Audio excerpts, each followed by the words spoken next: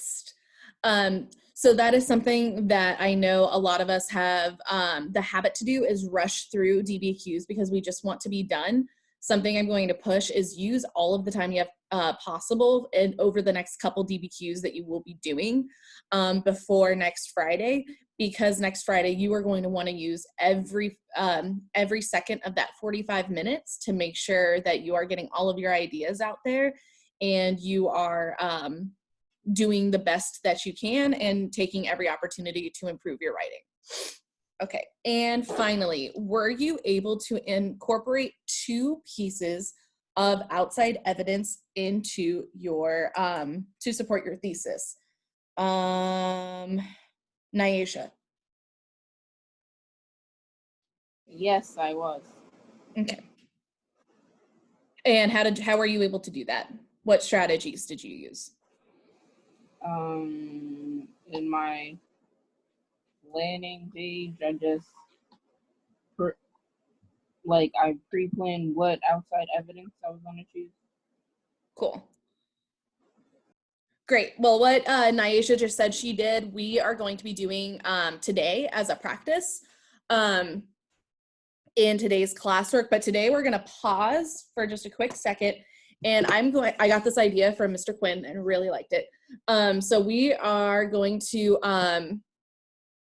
practice what we are going to do if when we see the prompt for our AP exam. So when you log into class, into the AP exam next Friday, you are going to see the prompt, and then you're going to have 5 minutes to read the documents, plan your essay, and write your essay, and 5 minutes to submit it.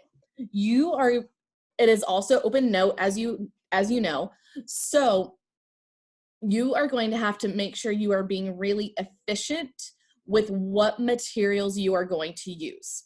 So what I'm going to do is I am going to just describe a prompt or a possible essay topic. And what I want you guys to do is locate the different things that you would want to use if you saw the essay based off of that prompt. And then I'm going to cold call and see what kinds of things we came up with as a way that is useful, and how you can collect all of those items into an accessible place. So think about your reference sheets, think about your timeline, all of those good things.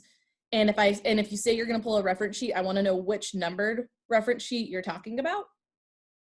So that way we're good to go. Okay. So be prepared to collect your materials. You're going to get 1 minute to do so. Let me grab my timer. Okay. 1 minute on the timer. You just got a DBQ prompt based off of the Constitutional Convention. Get your materials, go. Raise your hand if you have all of the materials that you think you need, if it's before that minute.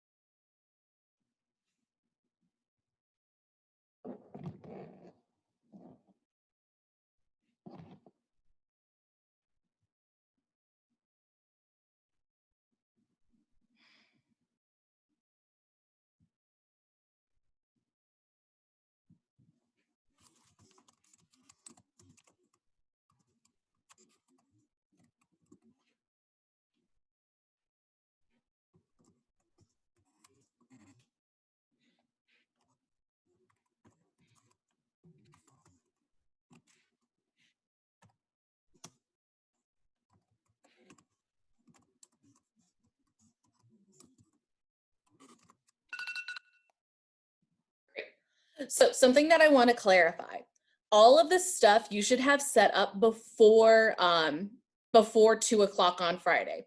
So you should have copies of your reference sheets. You should have your lecture notes from specifically the lectures we've done since we moved to remote learning. All of this stuff, you don't need to wait until you see your prompt. For me, what I'm saying is, like, I just want to make sure that you guys know exactly where, like, which reference sheet you're going to want to pull up and which ones you're going to have where you take like 30 seconds just to have it exactly there. So just to clarify that. Okay, so what kind of materials were you looking at, or would you want to have on hand, Naziah? I pulled out the timeline, specifically the one where you said the constitutional convention, so I went to like period 3 and focused on like the certain times and outside evidence around it. For example, Articles of Confederation and the Shades Rebellion. And was that listed directly on the timeline? No, and then I went to the reference sheet to find that part as well. Cool. Please raise your hand if you pulled out any other resources besides the timeline and the reference sheet, and just what those were. Nyesha. I pulled out our notes from that day that we learned about that. And how do you have your notes collected so that way you're not flipping through like a million different pieces of paper the day of? I just took out all of my, what's it called? Cornell notes and separated it from all the packets that we have. Good. Great. And like I said, we do not want to be spending a whole lot of time on these external materials. This is so that way you can, like, if you see a prompt and you're like, a prompt about the Constitutional Convention and your mind just goes blank, you can read over that period 3 reference sheet in 2 seconds and be like, oh, right, Shays Rebellion. Oh, right, the Great Compromise. And it's just a way to jog your memory, and it's a way to make sure that you get those outside evidence points. Speaking of outside evidence points, let's look at today's packet. So if everybody can scroll down to page 2 of your packet and please follow along with today's lesson. Sorry. Adriana just asked a good question. Can you use the internet? No. And the reason why I'm saying no is because, one, the exam is going to be locked on whatever device you're using, whether it's the Chromebook, the phone, etc. And 2, we do not want accidental plagiarism. I know none of you guys would intentionally plagiarize something from the internet, but if you are using just your reference sheets and your timeline, it's going to help make sure that you're putting all of that information into your own words. And honestly, as long as you have that those reference sheets available and that timeline available right away, it will save you time. Because if you just start Googling Constitutional Convention, you're going to get things that are unrelated to what we learned in class. Because, like, believe it or not, the one day we spent talking about the Constitutional Convention, we didn't talk about everything involved in the Constitutional Convention. So you would get a lot of like needless and extra information that the College Board readers are not going to be looking for, and things that you honestly have not learned yet, just based off of like the 1 year of American history that you've taken. So you're just going to get too much information if you go to the internet, whereas the reference sheets are going to be really streamlined, and it genuinely will be a lot faster for you to deal with. Great. Okay, so today we are going to be looking at making sure we're getting these outside evidence points. And so I am going to do a think aloud on page 2 of today's packet. You are going to see the example that I am going to be writing. And I want to make sure that you guys are writing down the 5 steps that I take in making sure I get my outside evidence. So first things first, I am going to look at the prompt, obviously. So prompt, evaluate the extent to which immigration affected the United States culture in the period of 1840 to 1898. Okay, so I instantly know that that is going to be approximately late period 4 to early, to period 6. So late period 4, early period 6. So I'm gonna write that next to it just so that I can look at my reference sheets and narrow it down. So I have gone through and I've read the prompt. Fast forward 10 minutes. I have read and annotated 10 documents. I have an idea of what everything looks like. I know that document 1 is a political cartoon. about new immigrants. I know document 2 is about Ellis Island. Document 4 is about the Hull House, which was the Jane Addams house where she educated new immigrants and how to be Americans. And finally, document 5 is about the Know Nothing Party. Okay, that sounds pretty like some pretty relevant information. So the first step that I'm going to do after I have read the prompt and have read the documents, I am going to just brainstorm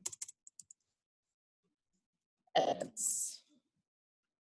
So make sure for step 1 you have brainstorm evidence, and I'm going to write down some evidence that I can come up with.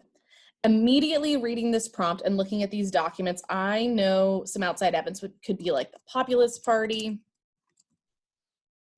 Chinese Exclusion Act is definitely about immigration at this time. I know that there are the political machines like I'm blanking on his name right now, that are trying to take advantage of new immigrants who haven't been in the United States that long.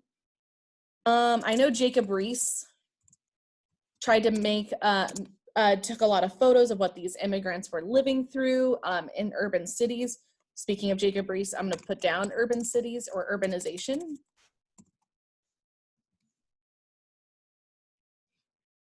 And I also know new immigrants and nativism, which I know are already in my chart. So these are just like off the top of my head using my reference sheets. These are some relevant these are some relevant information. Next, I'm gonna do what Naisha said she did, and I'm going to add outside evidence to my plan. So make sure you have that for step 2. Looking at this chart that I have already come up with, I am going to look at my brainstorm very quickly and figure out where my outside evidence fits. Looking at racism and discrimination, of the evidence that I have put up here, which of these seems to be the best piece of outside evidence for me to put in for racism and discrimination? I'll take a hand. Isis. Chinese Exclusion Act. Beautiful.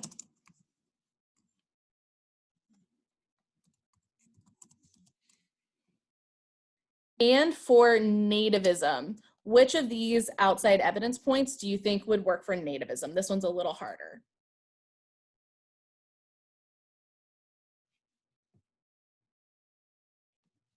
I'll take a hand if anybody wants to try. Cedric. Out of all the ones you listed, or can we use another one? What's another one that you came up with? Could you probably use assimilation? Okay, so I really like that you brought that up. Assimilation. So the problem with assimilation in this context is assimilation is specifically referring to Native Americans. So while yes, like immigrants were expected to become more American, because assimilation is a policy that was only really pushed for, was officially the name for the policies towards Native Americans. That's why I wouldn't use it in this prompt. So like, I understand your line of thinking, but because assimilation is a specific policy affecting a different group of people in this time period, that's why I would be maybe like I would maybe not use it in this sentence.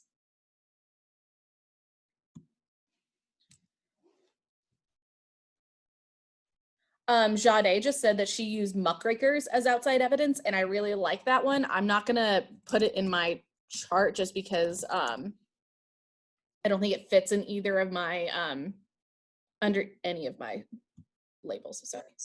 Would it be Jacob Riis? Nazaya just messaged me and she said the Populist Party, which is the one I was looking for.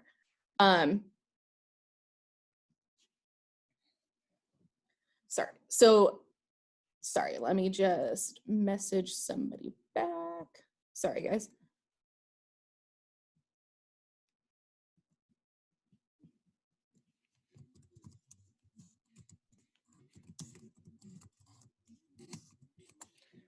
Great. Okay, so now I know what my outside evidence point is going to be for each of my paragraphs. So the next step I'm going to use is start my outside evidence sentence with evidence beyond the documents.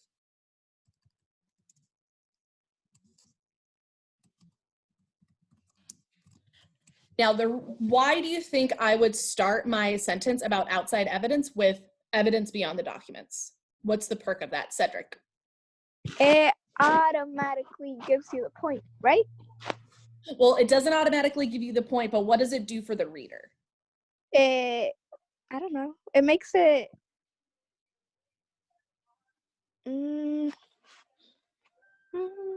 Need that automatic point for outside evidence, but why would I start my instead of just saying the Chinese Exclusion Act, why would I say evidence beyond the documents like the Chinese Exclusion Act? Madison, go ahead and jump in. Is this so you're right, like it's clear and thorough, like they know what you're adding, because your work might be like unclear and they don't know, so no point. Exactly. So the reason why you should start your sentence like this is just to trigger the reader's brains. Remember, the college readers that are going to be reading this, you guys could be the first essay they read that day, or you could be the 50th essay that they read that day. So we want to make the job as easy as possible on them that will get us those points. And by saying evidence beyond the documents is going to trigger them and get them to notice. So I am going to write my outside evidence sentence for this nativism paragraph first.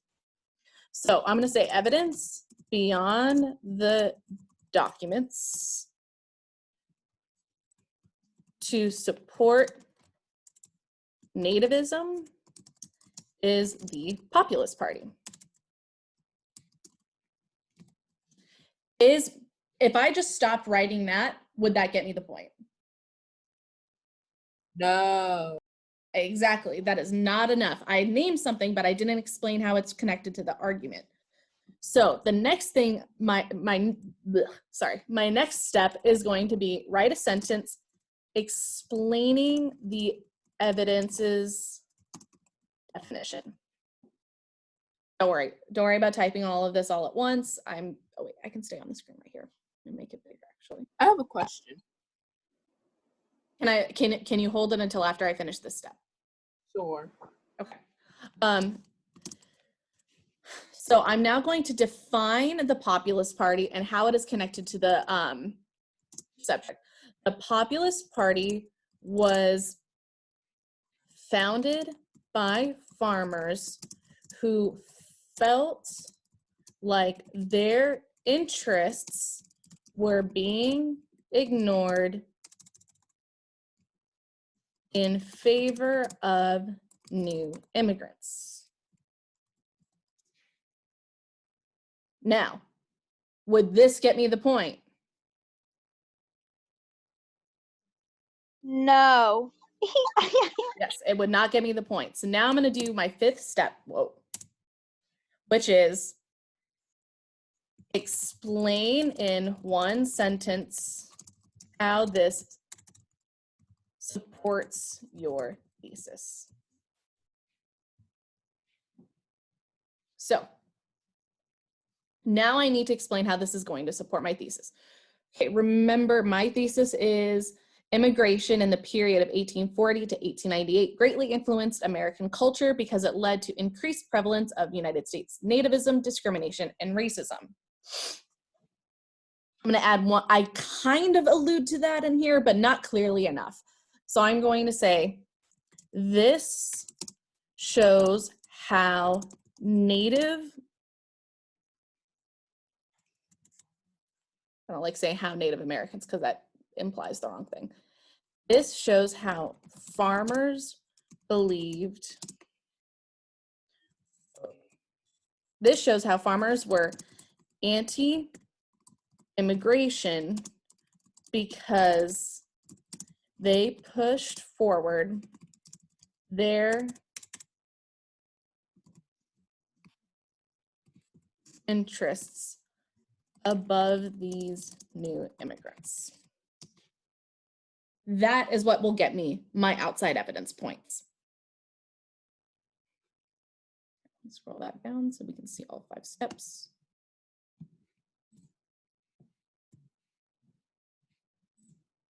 Why is it doing this? When you're done, can you go back up? Yes, I can. I'm just trying to get all the steps in the same shot as the outside evidence. Okay, I'm gonna give you guys 1 minute to copy this down. Yes, Nyasia. What was your question? Everybody else copying this down. It was just like an organization question. So, Okay. in your personal opinion, Mhm. do you feel that the AP test would have something like more recent, like from period 7 or 6, or less recent, like period 4 or 5, whatever the numbers is? Obviously, this example is from a long time ago. They don't care. They will go for anything.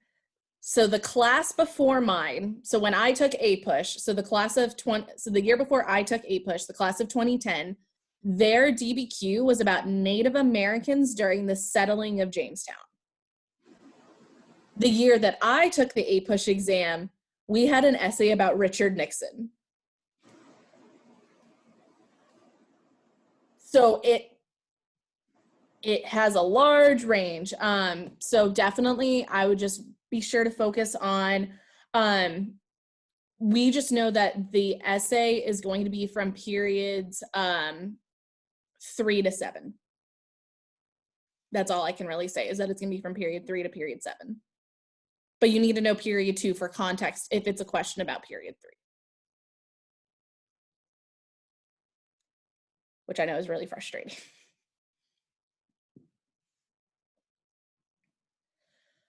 Great.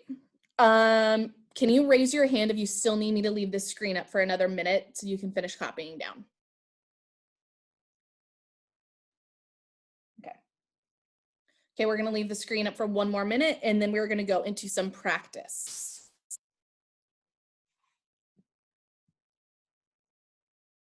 Miss Wild, you didn't do outside evidence too. I know, because you get to.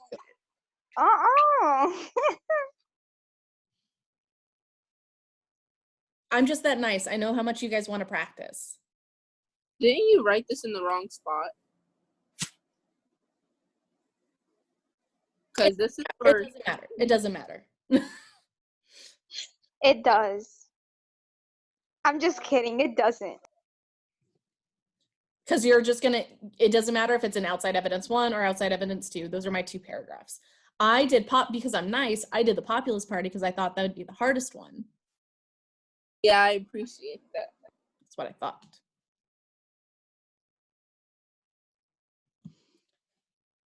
Okay, great. So now you guys are going to follow this same thing. Obviously, we have already brainstormed evidence and added the outside evidence to the plan. I now want you to follow steps 3 through 5 for the Chinese Exclusion Act for the paragraph on racism and discrimination. So I want you guys to follow those 3 steps. Ideally, you would be writing about outside evidence for about 3 minutes. So I'm going to set the timer for 3 minutes, and you guys should have those 2 to 3 sentences about the Chinese Exclusion Act written. So 3 minutes on the clock. You have go ahead and complete now.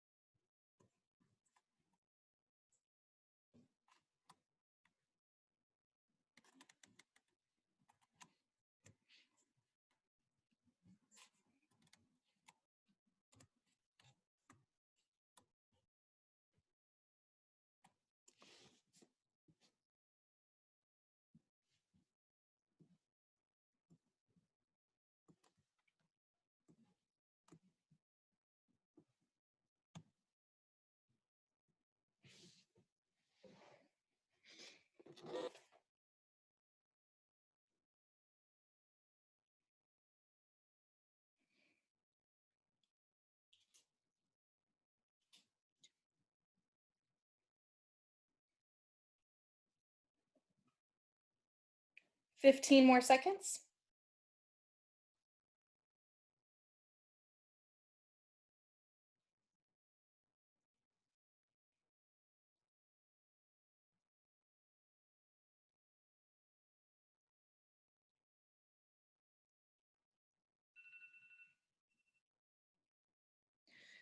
Great.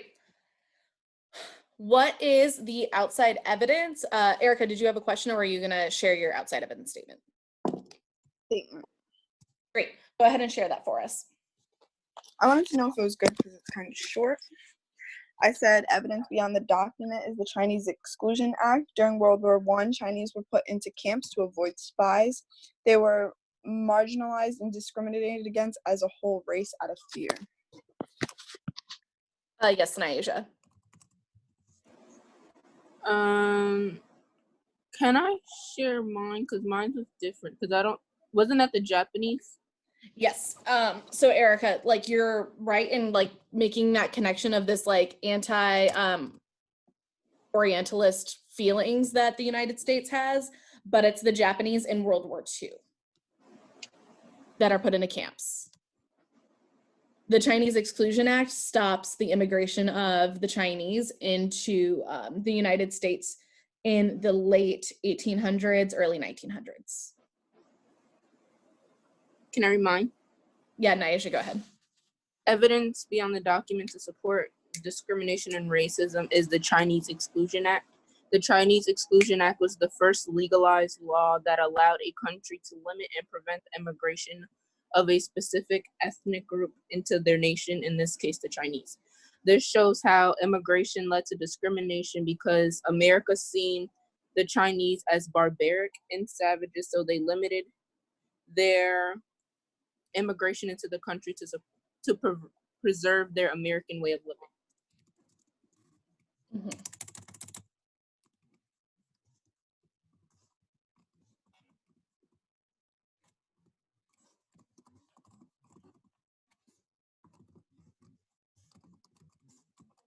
Can you repeat that last sentence for me? This shows how immigration led to discrimination because America seen the Chinese as barbaric and savages, so they limited their immigration into the country to preserve their American way of living for life. Obviously, I'm not typing out Nyasha's sentence word for word. I'm just trying to get the basic concepts that would get this the outside evidence point. Great. So that is the outside evidence statement. That is a good exemplar of what that should look like. Go and take 30 more seconds to copy that down. And then we are going to go into one more round of practice before we switch to the exit ticket.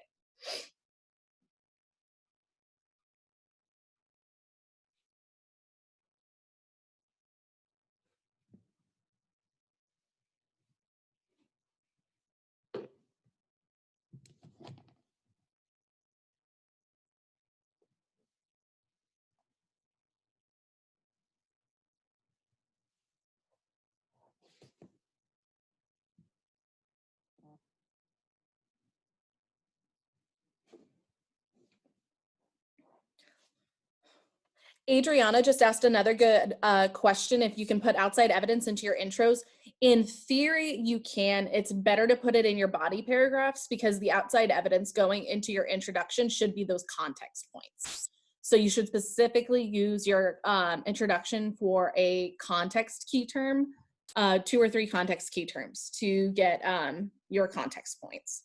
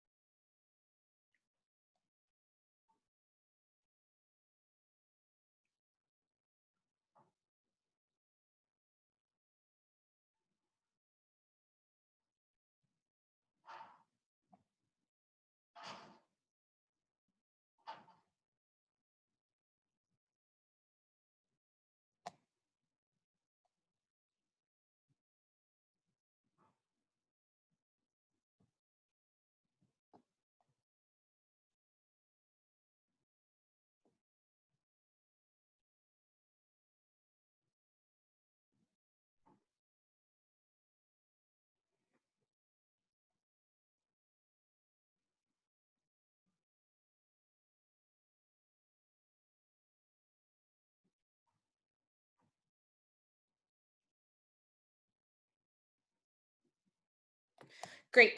Let's go ahead and transition to our next practice. This one, you guys are going to be doing the full process by yourself. So we have a prompt about transportation innovation from 1800 to 1860. We automatically know that is going to be period 4 to period 4 and period 5. No. Yes, period 4 and period 5. We see that the subtopics that this plan has is unity and division. These are some of the topics. So be prepared to brainstorm, write your outside evidence sentences. I am going to give you guys 5 minutes to do this planning. 5 minutes to brainstorm and write those outside evidence points. Okay, 5 minutes is on the clock. Go.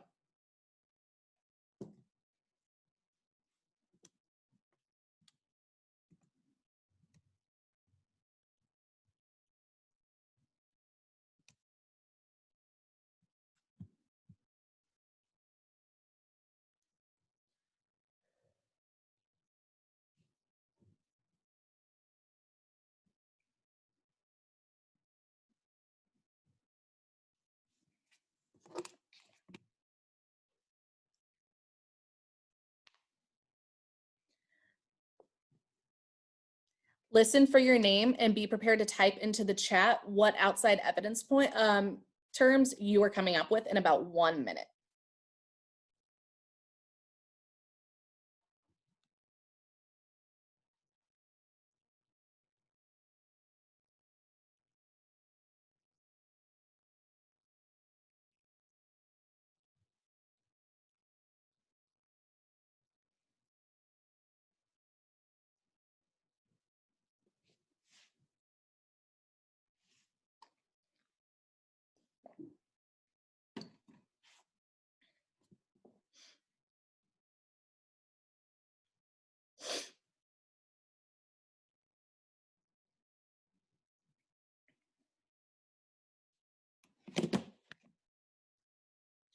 Three and a half minutes. If I call your name, please type your outside evidence points into the chat.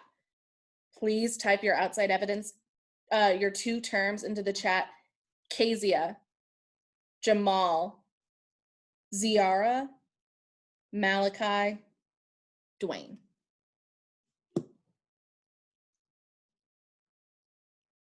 If you 5 can please chat those.